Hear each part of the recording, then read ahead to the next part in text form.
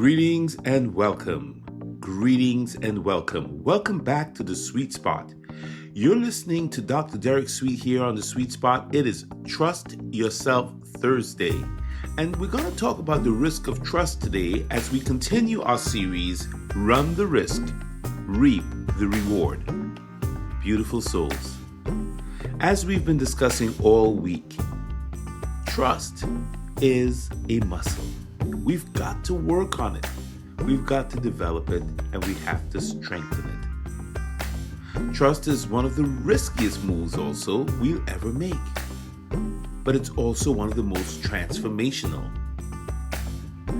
Because when we combine trust and risk, we recognize that there's loss, danger, and exposure. Especially when we get into relationships, because relationships involve risk. Relationships also involve trust. So trust and risk, they are about faith as much as they are about anything else. They're about growth. And you know what? Trust and risk are about betting on something bigger than your fear. Bigger than the people around you, even bigger than you. Today's message on Trust Yourself Thursday is the risk of trust. Yeah, the risk of trust, right? Trusting someone with your truth, whatever that truth really is. Trusting yourself to love again, especially when you've been hurt or if you've lost someone you really love. Trusting your body to heal, even when it's taking so long and there's so many setbacks. Trusting God's timing, even when it feels like God is absent and nothing makes sense. Let's be real. Trust takes a lot of bravery. And it takes more strength to stay open after pain, in my opinion, than it does to shut down and stay safe. Like, that's the go-to move. And I've been there myself, where it's safer to just shut down and stay safe and just keep everybody out. But that's not the move. That's not the way. Because when you do that, the walls you are literally using to keep someone else out are the same walls that are keeping you in and isolated. And isolation is its own danger. In neuroscience, there's a saying that when you trust and you try to trust, even though you're feeling shaky or you don't have a full belief, that your nervous system becomes more engaged. It becomes stronger. You engage a part of the brain called the ventral vagal complex. And when this system is activated, especially as you're trusting, it creates a calmness and openness, a sense of emotional safety and connection. But when the system is broken, your body will shift into a guarded, tense, shutdown state, and the ventral vagal complex is not as powerful. Here's the good news. With each small act of trust you take, as you begin to rebuild your trust in yourself, in the things around you, your nervous system begins to relearn how to be safe. Your ventral vagal complex learns to restore your calm. It learns how to rebuild connections as you rewire your courage. So when you're being courageous, when you're taking one small step, you are literally training your brain as to what it needs to do. And sometimes the signs can get a little bogged down. Like, nobody's walking around, and I'm aware of this, saying, well, you know what? My ventral vagal complex is really not feeling great today. I'm going to work on social connection. I'm going to work on emotional safety. I'm going to, really just work on trust so that I can actually strengthen my ventral vagal complex. I get it. That's not working for everybody, but it's good for you to know that your brain is responding to either your lack of trust or you're putting yourself in the direction of trust. There are consequences for your brain. That's why I share it. But maybe the ancient scriptures are better because they're timeless. And in Proverbs it says, trust in God with all your heart. Emphasis, trust. In God with all your heart. And lean not to your own understanding. So this is a little bit of a different angle than just looking at the ventral vagal complex. This is now asking your heart to do something and your mind to do something. Sometimes the boldest thing you can do is to let go. Let go of control, because that's what I read when I read this ancient wisdom. Trust in God with all your heart and lean not to your own understanding. A lot of times it's our own understanding that's the issue.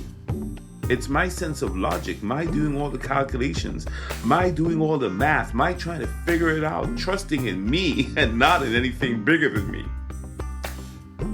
So I don't take any risks because I can't see a path forward.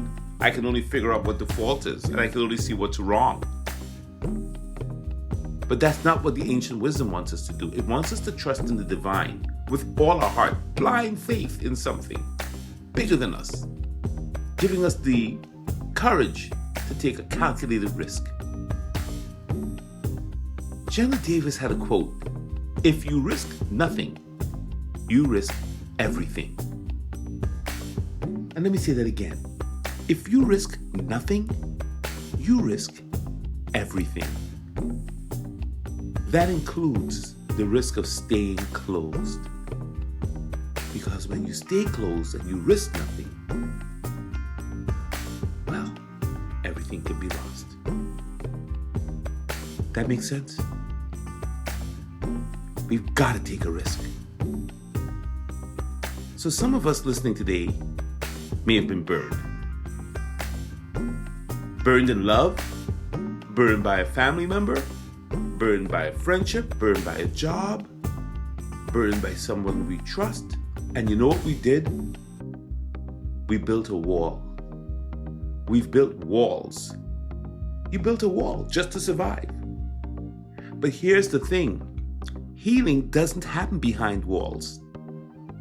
It happens when we make connections to others and connections to different sources of healing. It doesn't happen in isolation. Yes, trust is risky, but isolation, that's a slow erosion of your joy. Trust me on that. Isolation is the setup for depression.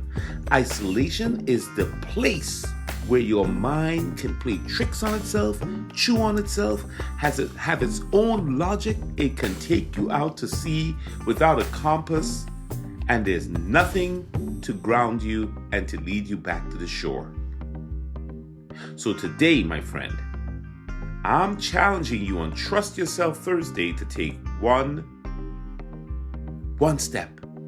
Do one small act of trust today. Open up to somebody that you feel safe with. Share something real. Put down the weight you've been carrying alone. Or maybe just forgive yourself for how long you've been surviving quietly. Even the smallest risk you take to trust and reopen the door could totally change your life.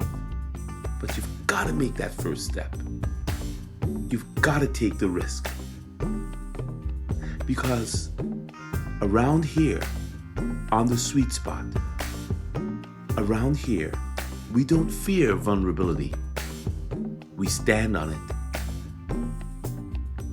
In these parts, we run the risk so that we can reap the reward. You've got to run that risk. You've got to take a chance again. It's the only way. In sports and performance, there will be loss. But you know what? It's the next game. Sometimes you miss the shot. You take a swing and you miss. the next play that matters. Don't dwell in the past. Don't dwell about what's not working. Don't look back and count all the mistakes, all the times it didn't work out. That's the past. Put the past in the past where it belongs. All right now. This is Dr. Derek Sweet. You've been listening to Trust Yourself Thursday. I hope you're getting this. I know you are. Because, look, tomorrow, we're going to go in further with Friday. We're going to finish strong with a message about clutch moves, about big moments, and what it really means to show up when it matters most. And you've been doing that all your life, whether you believe it or not. You've been doing it. And where you haven't been doing it, we're going to get all under it, and we're going to change that around. See you tomorrow for Finish Strong Friday.